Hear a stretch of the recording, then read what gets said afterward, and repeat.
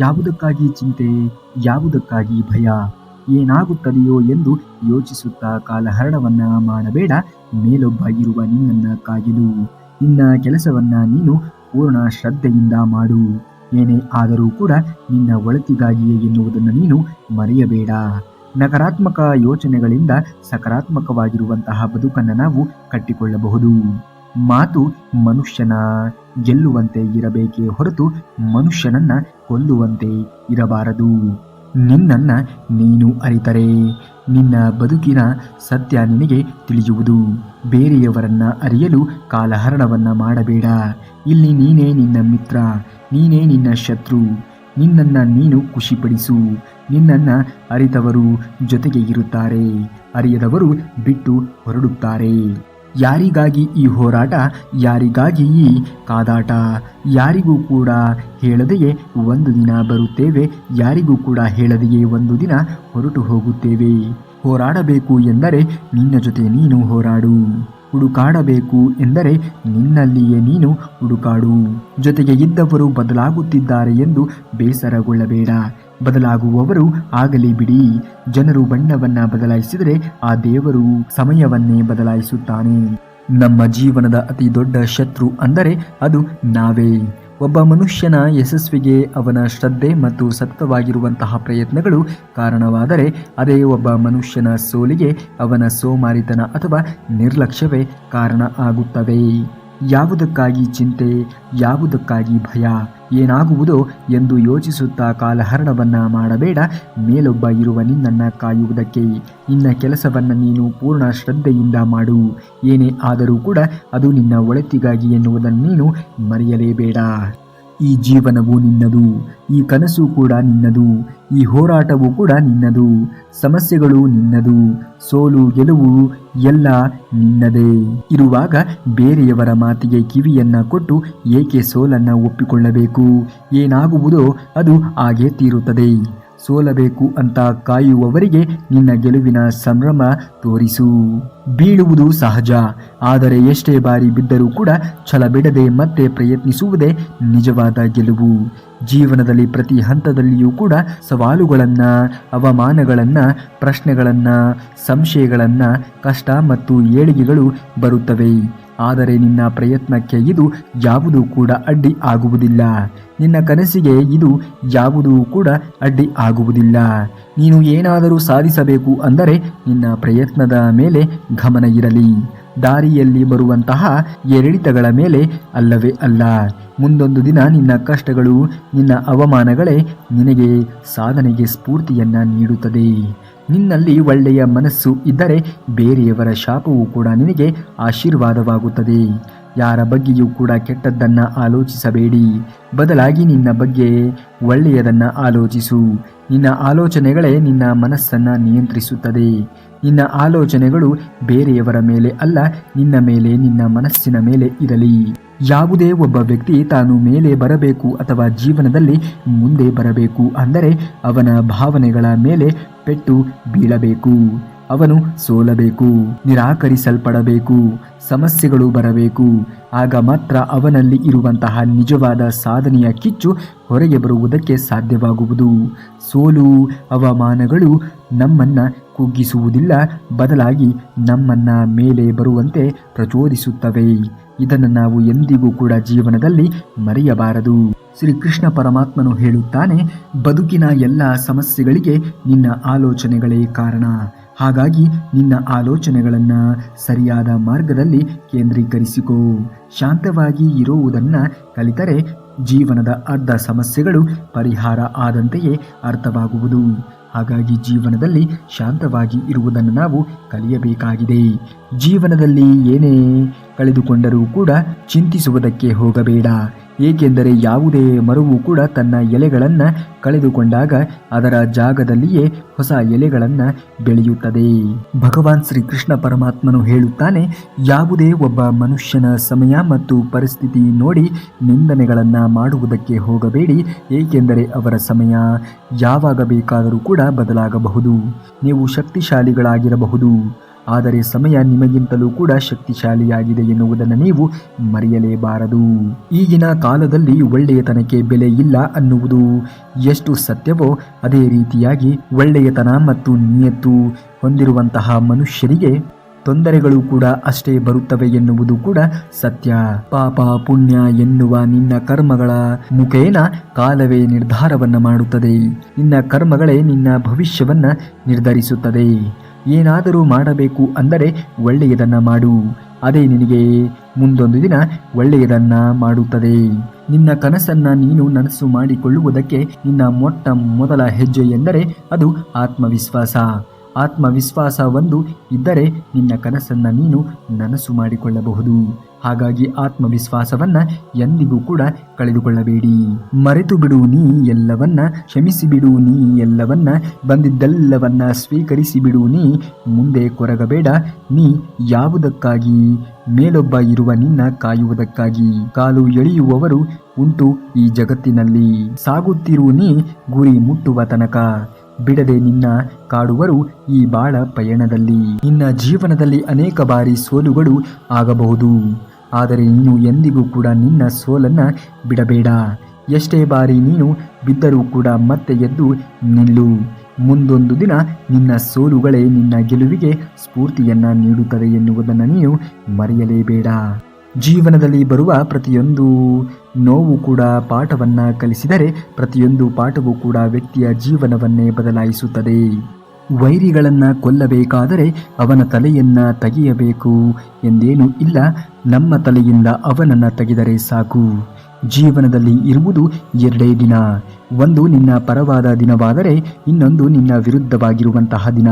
ಪರವಾದ ದಿನಗಳಲ್ಲಿ ಅಹಂಕಾರವನ್ನ ಪಡಬೇಡ, ವಿರುದ್ಧವಾಗಿರುವಂತಹ ದಿನಗಳಲ್ಲಿ ತಾಳ್ಮೆಯನ್ನ ಕಳೆದುಕೊಳ್ಳಲೇಬೇಡ.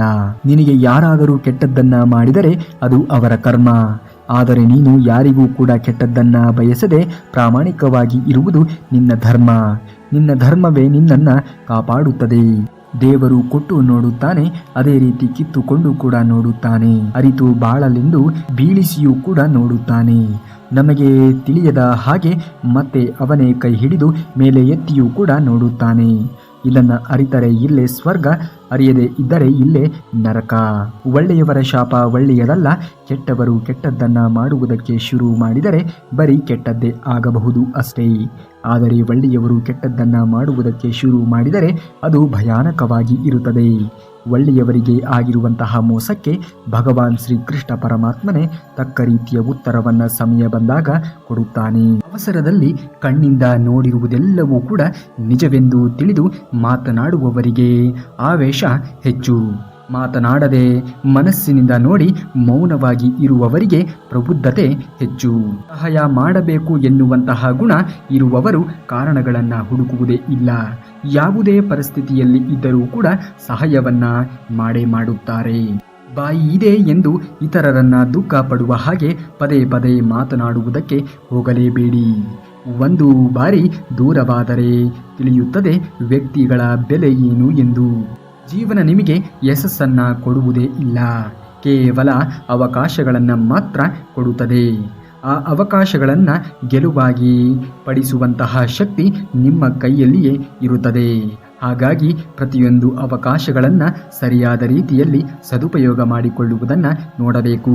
ಯಾರ ಜೀವನ ಅವರಿಗೆ ಉನ್ನತವಾಗಿರುವಂತಹ ಮಟ್ಟವನ್ನು ತಂದುಕೊಡುತ್ತದೆ ಹೊರತು ಇತರರೊಂದಿಗೆ ಹೋಲಿಕೆ ಮಾಡಿಕೊಂಡು ಅಹಂಕಾರ ಪಟ್ಟರೆ ಸಿಗುವಂತಹ ಲಾಭವಾದರೂ ಏನು ಶೂನ್ಯವೆಂದು ನೆನಪಿನಲ್ಲಿ ನಾವು ಇಟ್ಟುಕೊಳ್ಳಬೇಕು. ಕಷ್ಟಗಳನ್ನು ಧೈರ್ಯವಾಗಿ ಎದುರಿಸಿ, ದುಃಖಗಳನ್ನು ಸಹನೆಯಿಂದ ಸಹಿಸಿ, ದುಡುಕಿ ನಿರ್ಣಯವನ್ನ ಯಾವತ್ತಿಗೂ ಕೂಡ ತೆಗೆದುಕೊಳ್ಳಲೇಬೇಡಿ. ಎಲ್ಲದಕ್ಕೂ ಕೂಡ ಒಂದು ಪರಿಹಾರ ಎನ್ನುವುದು ಇದ್ದೇ ಇರುತ್ತದೆ. ಸುಖ ಸಂತೋಷಗಳು ತಪ್ಪದೆ ನಿಮ್ಮನ್ನ ಹುಡುಕಿಕೊಂಡು ಬರುತ್ತವೆ. ಒಳ್ಳೆಯತನದಿಂದ ಇರಿ, ಆದರೆ ಒಳ್ಳೆಯತನವೇ ನಿಮ್ಮ ದೌರ್ಬಲ್ಯವಾದರೆ ಮೋಸ ಹೋಗುವುದು ಖಂಡಿತ. ಹಣ ಇಲ್ಲದಿದ್ದರೆ ಮನೆಯಲ್ಲಿ ಬೆಲೆ ಇರುವುದಿಲ್ಲ. ಇನ್ನು ಸಮಾಜದಲ್ಲಿ ಹೇಗಿರಲು ಸಾಧ್ಯ? ಒಂದು ಕಾಲದಲ್ಲಿ ಗುಣ ಇದ್ದರೆ ಮನುಷ್ಯರಿಗೆ ಹತ್ತಿರ ಆಗುತ್ತಿದ್ದರು, ಆದರೆ ಈಗ ಹಣ ಇದ್ದರೆ ಮಾತ್ರ ಹತ್ತಿರ ಆಗುವವರು. ಜೀವನದಲ್ಲಿ ಸುಖವಾಗಿ ಇರುವುದಕ್ಕೆ ಈ 3 ವಿಷಯಗಳನ್ನು ನಾವು ನೆನಪಿನಲ್ಲಿ ಇಟ್ಟುಕೊಳ್ಳಬೇಕು. ಆಗಿರುವುದನ್ನ ಮರೆತು ಬಿಡಬೇಕು. ಆಗುತ್ತಿರುವುದನ್ನ ಗಮನಿಸಬೇಕು. ಇನ್ನು ಭವಿಷ್ಯದಲ್ಲಿ ಆಗುವುದಕ್ಕಾಗಿ ಸಿದ್ಧವಾಗಿ ಇರಬೇಕು.